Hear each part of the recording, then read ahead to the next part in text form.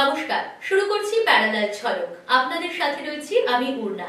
আপনারা এই প্রথম দেখছেন ডিজিটাল মিডিয়ায় বাংলায় খেলার খবরের বুলেটিন। ভারতীয় ও আন্তর্জাতিক ফুটবলের যাবতীয় খবর নিয়ে আপনাদের জন্য আমাদের বিশেষ সেগমেন্ট খেল সকার। বিএসএফ ম্যাচের আগে জোর কদমে মোহনবাগান মাঠে প্রস্তুতিতে সবুজ মেরুন শিবির। চোট সারিয়ে এই ম্যাচে পাওয়া যাবে মনবীর সিংকে। অনুশীলনে পুরোদমে গা ঘামাচ্ছেন তিনি। কাঠ সমস্যার জন্য নেই আপুইয়া, তবে টম অলট্রেড আর আলবার্তো রড্রিগেজ যোগ দিয়েছেন। খেলার মতো জায়গায়ও রয়েছেন দুজনে। তাই বিএসএফ ম্যাচে দুজন বিদেশিকে নামানোর পরিকল্পনায় মোহনবাগান। কিন্তু শুক্রবার সাহাল দলের সঙ্গে যোগ দিলেও এখনও সম্পূর্ণ ফিট নন। তাই বিএসএফ ম্যাচে নেই সাহাল আব্দুল সামাদ। তবে প্রতিপক্ষ খুব একটা শক্তিশালী নয়। ডায়মন্ড হারবার 8 গোল দিয়েছে বিএসএফকে, কিন্তু বিপক্ষকে একেবারেই হালকাভাবে নিচ্ছেন না মোহনবাগান কোচ। যদিও এই ম্যাচকে ডায়মন্ড হারবার ম্যাচের প্রস্তুতি হিসেবেই দেখছে সবুজ মেরুন। শনিবার সকালে শহরে এসেছেন আর বিকেলেই অনুশীলনে আলবার্তো রড্রিগেজ। ব্রাজিলের জার্সি পরে এলেন বাগান অনুশীলনে। আবদার মেটালেন খুদে সমর্থকদের, কিন্তু মাঠে নামতেই দেখা গেল ফিটনেসের সর্বোচ্চ পর্যায়ে রয়েছেন। আর হবে নাই বা কেন, রিয়েল তারকা এসেন্সিওর সঙ্গে যে প্র্যাকটিস করে এসেছেন। তাই জিজ্ঞাসা করতেই আলবার্তো বলছেন আজকে ম্যাচ খেলতে নামিয়ে দিলেও তিনি পুরো প্রস্তুত। এখন টমকে নিয়ে অভিষেক আশিস রায়ের সঙ্গে নতুনভাবে কম্বিনেশন গড়ার প্রস্তুতি শুরু করে দিলেন আলবার্তো রড্রিগেজ। চোটের জন্য আরও 2 সপ্তাহ মাঠের বাইরে মোহনবাগান অধিনায়ক শুভাশিস বোস। সম্ভবত ডুরান্ট কাপে পাওয়া যাবে না তাকে। মোহনবাগান অনুশীলনে রিহ্যাবে রয়েছেন শুভাশিস। প্র্যাকটিসে সারা মাঠ হাঁটতে দেখা যাচ্ছে তাকে। তবে ম্যানেজমেন্ট একেবারেই তাড়াহুড়ো করতে চাইছে না। শুভাশিস নেই ঠিকই, তবে টেকচাম অভিষেক সিং তো রয়েছে। তাই ডুরান্ডে অভিষেকের উপরই ভরসা রাখছে মোহনবাগান ম্যানেজমেন্ট। টম অলট্রেড, আলবার্তো রড্রিগেজরা এসে গেছেন। বাকি বিদেশিরা কবে আসবেন মোহনবাগানের? যা খবর 4 তারিখ একসঙ্গেই জেসন কামিংস আর দিমিত্রি পেট্রাটস আসছেন শহরে। আর 5 তারিখ শহরে পা রাখবেন জেমি ম্যাকলারেন। ডায়মন্ড হারবার ম্যাচের আগেই সব বিদেশিকে শহরে নিয়ে আসার পরিকল্পনায় মোহনবাগান ম্যানেজমেন্ট। মোহনবাগান মাঠে সিএফএলে নিজেদের ম্যাচ খেলার পরিকল্পনায় সবুজ মেরুন কর্তারা। বাগান সচিব বলছেন লিগের শেষ 4টে ম্যাচ নিজেদের মাঠেই খেলবে তারা। কিন্তু কলকাতা লিগের ম্যাচ নিজেদের মাঠে খেললে যে সমস্যা একটাই, এখন মোহনবাগান মাঠে দুবেলায় অনুশীলন চলছে। সকালে রিজার্ভ টিম আর বিকেলে সিনিয়র টিম। সিএফএলের ম্যাচ হলে যে অনুশীলনে ব্যাঘাত ঘটবে সিনিয়র টিমের, কারণ এখন যে যুবভারতীর প্র্যাকটিস ম্যাচ ভাড়া নিয়ে অনুশীলন করতে নারাজ সুপার জায়ান্ট ম্যানেজমেন্ট। তাই কলকাতা লিগের ম্যাচ নিজেদের মাঠে কর্তারা খেলতে চাইলেও এই দিকটা যে সমস্যায় ফেলতে পারে তাদের। 1 আগস্টের অনুষ্ঠানে ইস্টবেঙ্গল ক্লাবের সঙ্গে ইনভেস্টারের ফিল গুড ছবি উঠে এসেছে। এর পিছনের রহস্যটা ভেদ করলেন ইস্টবেঙ্গল কর্তা শান্তিরঞ্জন দাশগুপ্ত। তিনি বলছেন এ মরশুমে ক্লাব কর্তারা কম্প্রোমাইজের পথে হাঁটছে, আর ইনভেস্টারও বুঝেছে মোহনবাগানকে হারাতে ভালো দল করতে হবে। এ মরশুমে ইস্টবেঙ্গলের বাজেট বেড়েছে। হামিদ রাশিদের মতো ফুটবলার সাইন করিয়েছে লাল হলুদ। ইস্টবেঙ্গল কর্তা বলছেন এর পিছনে হাত রয়েছে ক্লাবের প্রেসিডেন্ট মুরারিলাল লোহিয়ার। তিনি নাকি শুরুতেই বলে দিয়েছেন যত টাকা লাগবে আমি দেব, ভালো মানের বিদেশি আনতে হবে। আর নাকি লাল হলুদ প্রেসিডেন্টের সব কথাই শোনে আর মেনে চলে ইস্টবেঙ্গলের ইনভেস্টার। ওরা একটু বেশি টাকা পয়সা দিয়েছে, দিয়েছে বলে গেছে না। দিদি তো আমাদের যেদিন সিনেমাটা উদ্বোধন হলো সেদিন তো ওদেরও বলেছি যে তোমরা কিছু খরচ করো, নাহলে এরকম করে চিরকালে রেজাল্ট খারাপ হবে, এটা তো মেনে নেওয়া যায় না। আচ্ছা, এবার একটু নিয়ে বলেছে। প্লাস আমার যে প্রেসিডেন্ট আছে ওই লোহিয়া, ও তো নাম করা বিজনেসম্যান না, ও হচ্ছে না জানলে ওকে তো ওরা সবাই ধসে আর কি, ওদের চেয়ে অনেক বড় ফাইন্যান্সিয়াল। ওরা বললে ওর কথা শোনে। আচ্ছা, আর উনিও দেয় নিজে। হ্যাঁ, সবার সাথে সব কথা আমরা ওইটাই করেছি, ঝগড়া করে তো লাভ নেই, দিচ্ছে না কি করাবে, আমাদের ও বেইজ্জত করে কিছু নেই, মেনে নেই। কারণ আমাদের তো টাকা নেই, আমরা কি করবো, আমাদের ওদের কাছেই হাত পেতে আছি, সেজন্য আমরা কোনো কমিশনে যাব না। এখন আমার সাপোর্টার তো বুঝতে পারে না, আমাদের তো ওই নিয়েই কম্প্রোমাইজ করেই তো চলতে হয়। এদিকে মোহনবাগান পরপর নিয়ে যাচ্ছে, আমরা নিতে পারছি না, এই সেন্সটা এসছে। না, এর আগে যখন প্রথম ছিল তখন ও বলতো আরে ট্রফি আপকো মিলেগা, হামে কে মিলেগা, এই টাইপের ডায়লগ। আমার তো পয়সা চলে যাচ্ছে, ও সেটা বুঝতেই পারতো না। ব্র্যান্ড ভ্যালুটার জন্য দাম ছিল না, এখন কিছু কিছু বুঝতে শিখছে। হ্যাঁ, আমার প্রেসিডেন্টও বলেছে কত লাগবে দাও আমার প্লেয়ার।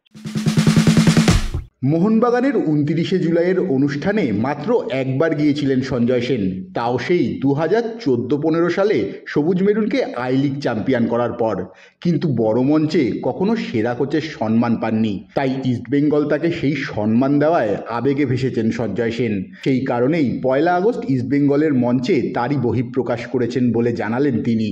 একটা সময় ট্রফির খরা কাটিয়ে মোহনবাগানকে আই লিগ চ্যাম্পিয়ন করাই শুধু নয়, সবুজ মেরুন জনতাকে তার মুখোশ পরেও খেলা দেখতে দেখেছেন সঞ্জয় সেন। আবার বিদায়বেলায় ঢিল থুতুও প্রাপ্তি হয়েছিল তার। কিন্তু এত বছর পরে চিরপ্রতিদ্বন্দ্বীর থেকে এই সম্মান তাকে যেন বিস্ময়ে ফেলে দিয়েছে। না, এগুলো নিয়ে আমি কোনো কথা বলতে চাই না, কখনোই মানে আমাকে সেইভাবে ইনভাইট করেনি তখন।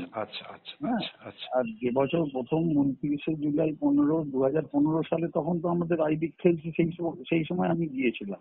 এই একটা বছরই আমি গিয়েছিলাম, যে বছর তখন আমাদের চ্যাম্পিয়নশিপ 29শে জুলাই, মানে 2014-15 তখন আমি গিয়েছিলাম।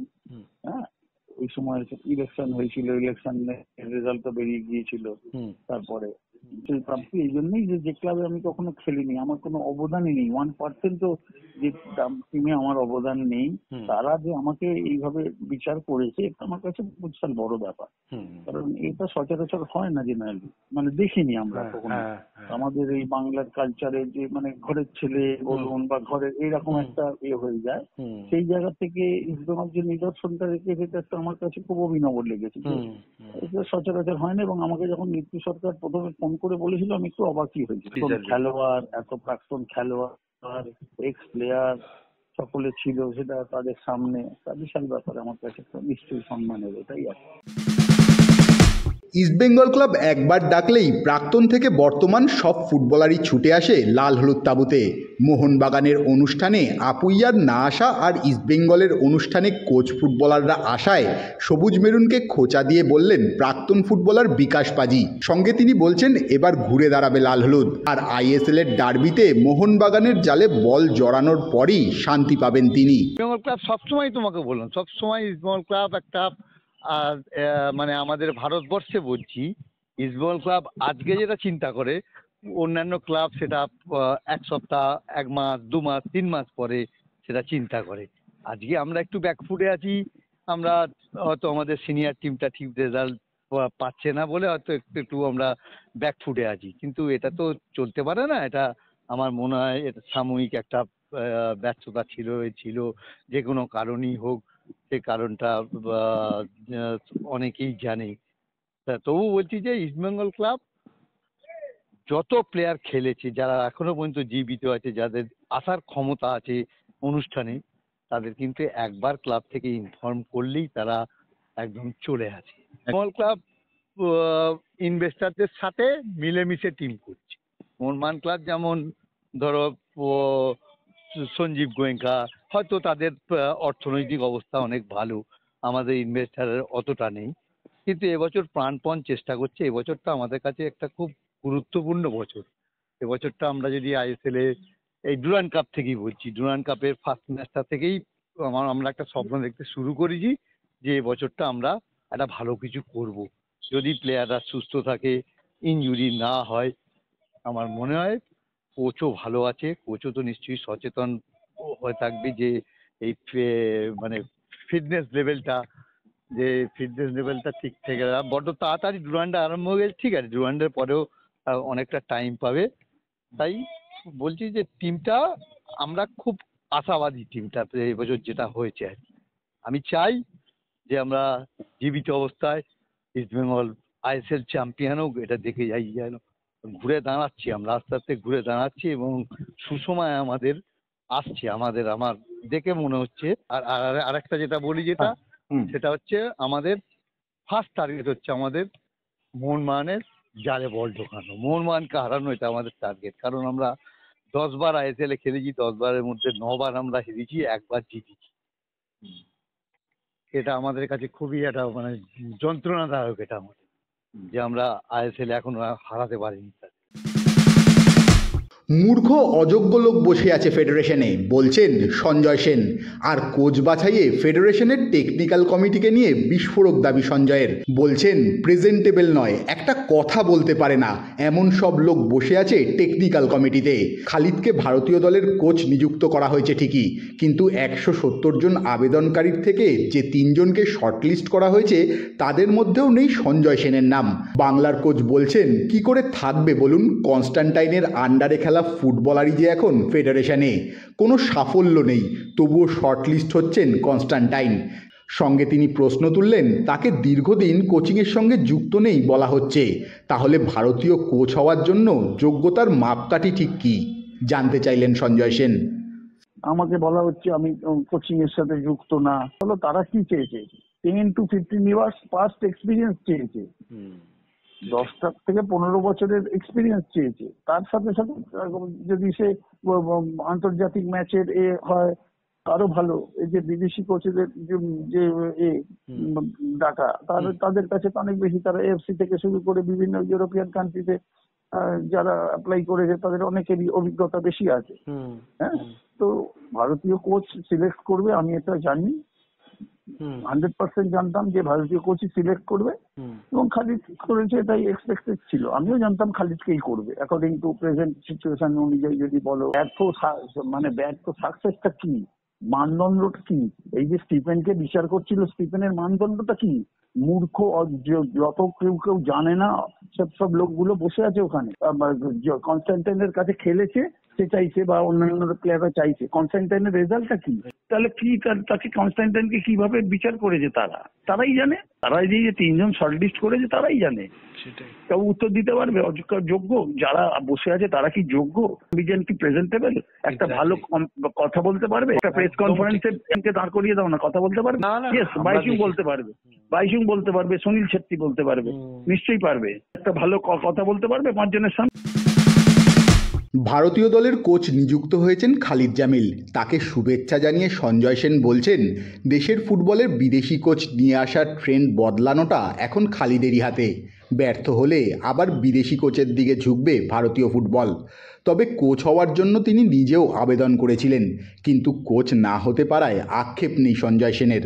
বলছেন এটা তো আগে থেকেই ঠিক ছিল, তবে তিনি মনে করেন খালিদ তাকে বিট করেছে একটা জায়গাতেই।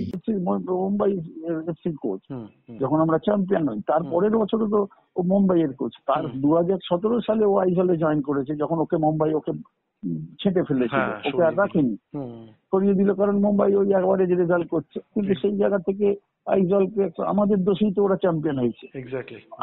আইজল যে চ্যাম্পিয়ন হয়েছে নিশ্চয়ই তাদের কৃতিত্ব আছে। সে তো ওই ছেলেগুলোকে, ওই মিডিওকার একটা টিম, কিছু তার নির্বাচিত আলবিনো গোমস, আশুতোষ, জয়েশ রানে, এরা ছিল তার ঘরানার প্লেয়ার, মানে তাদেরকে বোম্বাইতেই খেলতো, তাদেরকে নিয়ে গিয়ে সই করিয়ে, এবং আমরাই তো আলটিমেটলি গিফট করে দিলাম। লাস্ট ম্যাচটায় আমরা জিতলে তো আমরা যদি ড্র করি চ্যাম্পিয়ন হয়, সেখানে আমরা তো একটা ফালতু গোল খেয়ে গেলাম। তো এইগুলোই তো ডিফারেন্সটা করে যায়। তো যাই হোক, সেটা তার কাছে ভালো। তার এই যে আই লিগ জেতাটা, আজকে নির্বাচন, এই যে মানে চান্স পেল, এই আই লিগ জেতাটা তাকে নিশ্চয়ই সাহায্য করেছে। এছাড়া ট্রফি তো কিছু জেতেনি, আই লিগ জিতেছে, কিন্তু অন্য ভারতবর্ষের অন্যান্য কোনো ট্রফি তো সে জেতেনি। তো ঠিক আছে, তাকে যেহেতু সে জামশেদপুরে কারেন্ট নর্থ ইস্টে ভালো করেছে, চ্যালেঞ্জ নিশ্চয়ই ইন্ডিয়ান ন্যাশনাল টিমের এই মুহূর্তে এটা তো চ্যালেঞ্জিং, এবং ওই চ্যালেঞ্জিং এর মধ্যেও তো ভালো কাজ করেছে, কিন্তু অস্বীকার করার নেই। আইএসএল এর 2টো ক্লাবকে নিয়ে ও নর্থ ইস্টে অ্যাসিস্ট্যান্ট করছিল, তারপর কোচ চলে যাওয়ার পরে একটা ভালো জায়গায় নিয়ে গেছে। জামশেদপুরকে গত বছর খুব ভালো ফুটবল খেলেছে, মানে ওর মতো করে, ও যেরকম ভাবে স্টাইলে প্লে। এবার দেখা যাক সেটা। এবার দেশের ক্লাব ফুটবল এবং আন্তর্জাতিক ফুটবলের মধ্যে অনেক তফাৎ আছে, কিন্তু দেশীয় খেলোয়াড়দের নিয়ে ভালো খেলা, এটাই একটা চ্যালেঞ্জিং, এবং ও সেটাও জানেও। যখন দায়িত্ব নিয়েছে সে যেটাও জানে, কারণ ও তো অভিজ্ঞতা সঞ্চয় করেছে না, ও তো কম বয়স থেকে, তো একটা ইয়াং বয়স থেকে কোচিং করছে। তো ঠিক আছে, এটা তো কিছু খারাপ কিছু না, আমি তো সবসময় অ্যাপ্রিসিয়েট। খালিদ জামিল ভারতীয় দলের কোচ হয়েছেন ঠিকই, কিন্তু সাফল্য পেতে অনেক কাঠখড় পুড়াতে হবে তাকে, মনে করছেন সঞ্জয় সেন। ভারতীয় ফুটবল যে জায়গায় গিয়ে দাঁড়িয়েছে তাতে খালিদের কাছে অত্যন্ত কঠিন চ্যালেঞ্জ মনে করছেন সঞ্জয় সেন, কারণ তার মতে ফুটবলারদের যে মান আর দায়বদ্ধতার অভাব রয়েছে।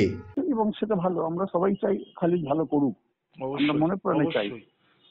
আমি থেকে বড় কথা যারা ইয়াং কোচেস আছে, যারা ভারতীয় কোচকে আরো দীর্ঘদিন কোচিং করবে, তাদের কাছে বিশাল ব্যাপার, একটা ফলো করবে তারা, নিশ্চয়ই তারা চাইবে ভারতীয় ফুটবল যাতে খালিদের। আমি কাদের নিয়ে খেলবো, যে খেলোয়াড়েরা খেলবে দ্য মোস্ট অর্ডিনারি প্লেয়ার, তারা তো আমরা দেখতেই পাচ্ছি, যারা আইএসএল এ এত বড় বড় সব করছে, ইন্ডিয়া টিমে গিয়ে একটা গোল করতে পারে না। ক্লাব লেভেল না দেশের লেভেল অনেক তফাৎ। ক্লাব লেভেলে যে সাপোর্টটা তুমি যে পাচ্ছ এবং ক্লাব লেভেলের কোনো স্ট্যান্ডার্ডই নেই। আজকে আইএসএল কে মানদণ্ড করা হচ্ছে, আইএসএল এর নো স্ট্যান্ডার্ড এট অল। কিছু ভালো বিদেশিকে এনে দিলাম আর পয়সা খরচা করে দিলাম, তাহলে কি হয়ে গেল নাকি?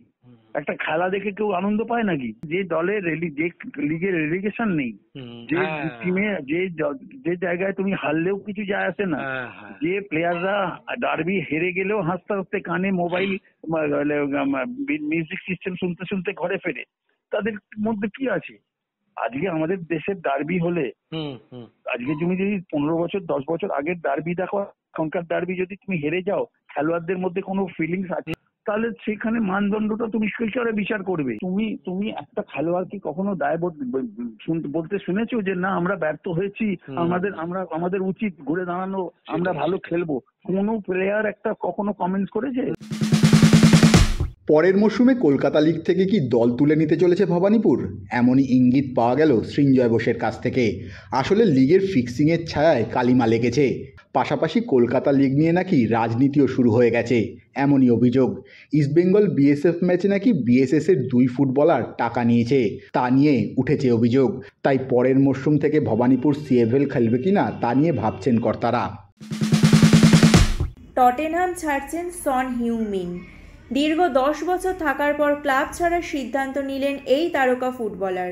টটেনহামের নতুন ম্যানেজার থমাস ফ্র্যাঙ্কের পাশে বসে সন বললেন, এটা আমার কেরিয়ারের নেওয়া সব থেকে কঠিন সিদ্ধান্ত। নিজেকে এগিয়ে নিয়ে যাওয়ার জন্য আমার একটা নতুন পরিবেশ দরকার। টটেনহামের হয়ে 400টি ম্যাচে মোট 173টি গোল করেছিলেন সন, জিতেছেন ইউরোপা লিগও। তবে নতুন মরশুমে কোন দলে যোগ দেবেন সেটা এখনও জানাননি। মহিলাদের কোপা আমেরিকা 2025-এ উরুগুয়েকে হারিয়ে 3 নম্বরে উঠল আর্জেন্টিনা। সেমিফাইনাল ম্যাচে 90 মিনিটে নির্ধারিত ফল ছিল 2-2। এরপর টাই ব্রেকারে 5-4 গোলে জয় করল আর্জেন্টিনা। 24 মিনিটে আর্জেন্টিনার হয়ে আলদানা কোমেত্তি গোল করা শুরু করে। এরপর 11 মিনিট পর এসপেরানজা পিজারো সমতা ফেরান। ফ্রান্সের দ্বিতীয় ডিভিশন ফুটবল ক্লাব লে মান্স এফসির একজন অংশীদার হলেন নোভাক জোকোভিচ। ক্লাবের তরফে এই খবর শুক্রবার জানানো হয়েছে। দুজন বিখ্যাত ফর্মুলা 1 ড্রাইভার ফেলিপে মাসা এবং কেভিন ম্যাগনাসেনও এই ক্লাবের অংশীদারিত্ব কিনেছেন। বিশ্বজুড়ে 22 গজে নানান রকম খবর, ক্রিকেটের সেই সমস্ত খবর নিয়ে আমাদের বিশেষ সেগমেন্ট লীগ ছক্কা।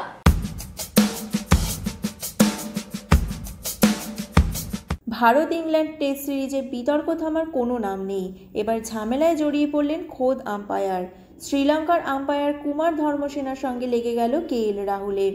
ওভাল টেস্টের দ্বিতীয় দিন ভারতের জোরে বলার প্রসিদ্ধ কৃষ্ণ এবং ইংল্যান্ডের ব্যাটার জো রুটের মধ্যে তর্কতর্কি চলছিল। তখন ধর্মসেনার সঙ্গে কথার লড়াইয়ে জড়িয়ে পড়েন রাহুল। আবার মাঠে ফিরছেন মোহাম্মদ শামি। চোট সারিয়ে ফিরলেও পুরোপুরি সুস্থ না হওয়ায় ইংল্যান্ড সফরের দলে জায়গা পাননি তিনি। এবার ঘরোয়া ক্রিকেটের দলীপ ট্রফির দলে জায়গা পেয়েছেন বাংলার পেসার। পূর্বাঞ্চলের দলে রাখা হয়েছে তাকে।